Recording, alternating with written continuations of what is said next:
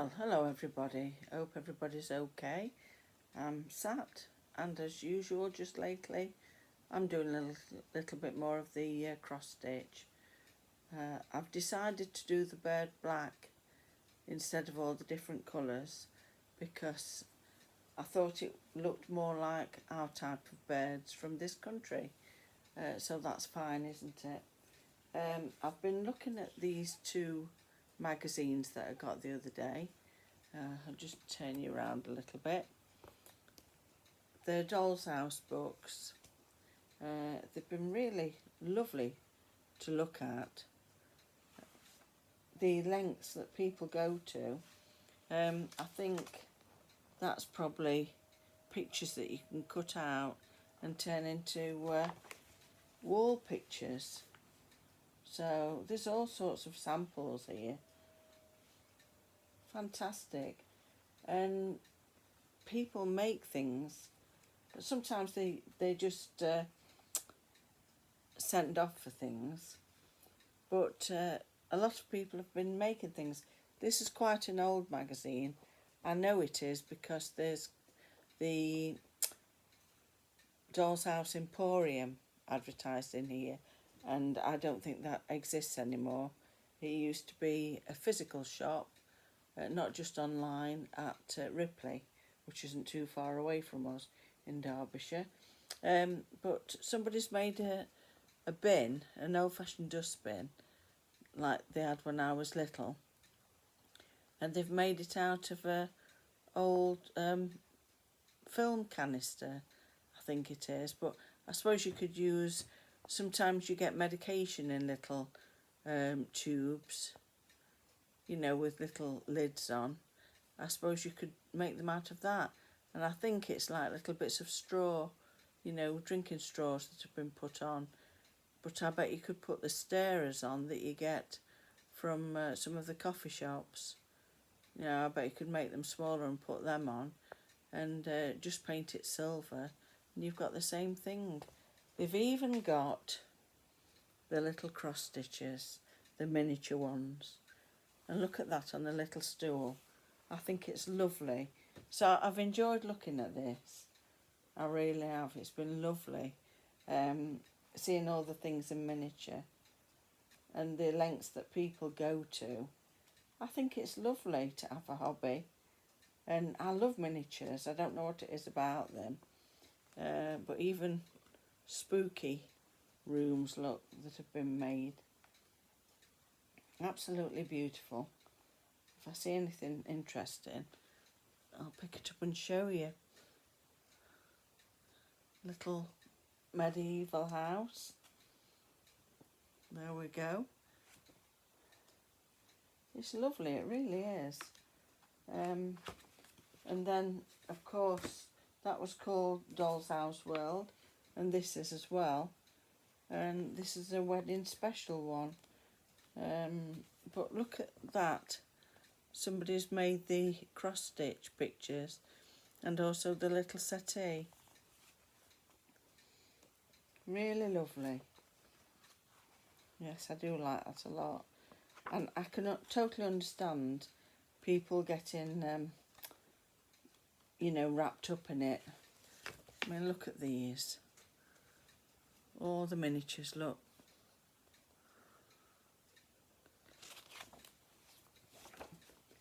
It's just like another little world, isn't it, that you could get into. Hope it's not shining too much. My granddaughter's gone to see a film. I think it's got Stitch in it, which is a character. So I've just had a picture of her sent to me, and she looks really happy. So that's a lovely feeling. Just look at these. Just look. Fantastic. So you can see how people get a little bit obsessed with it, and I can totally understand it. There, look. I thought I'd share these with you. So I'm having a look at them, and then I'll put them away from a friend for Christmas. She likes things like this, so I know she'll appreciate it. Look at that, all in pink.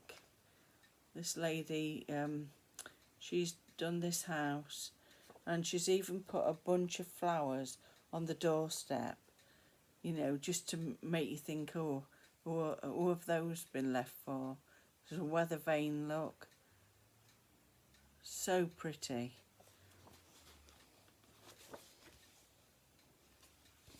And it looks like the rooms are very full. It looks a bit like my type of rooms.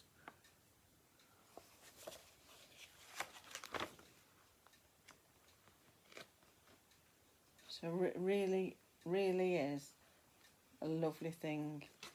Look at these massive ones, look. You know, I mean, where would you put them? I know today I've been in the tea room, which is a small room off of our kitchen, and I've put Ivy's, that's my granddaughter, I've put her doll's house on the sideboard because it was on the floor, and I thought, you know, it'd be better to get round if I put it on the sideboard, because it got a little bit, let's call it throng in there, which is another word for being a little bit too full, too busy. It's been a bit of a dumping ground because I can just shut it off, and really I shouldn't do that. It's another room that I need to make it look a bit tidier. As you know, I'm not the tidiest person, but so I've put the doll's house up on the sideboard. There are quite a lot of things to do with summer in there, and the boat and the camper, cool boxes, the plug-in cool boxes as well, the bag that's full of outdoor flasks and plates and everything, cutlery, everything to do with outdoors. I put in the tea room under the table, and it's chock-a-block in there really, but I do need to keep them there because we do use them this time of year, so it's a lesser of two evils really. What else have I moved around? Oh, I've taken my Christmas cacti and Easter cacti outside. The only thing that I've got in downstairs at the moment, just a few small plants. The peace lily, that now it's had a drink, it's gone back up again, thank goodness.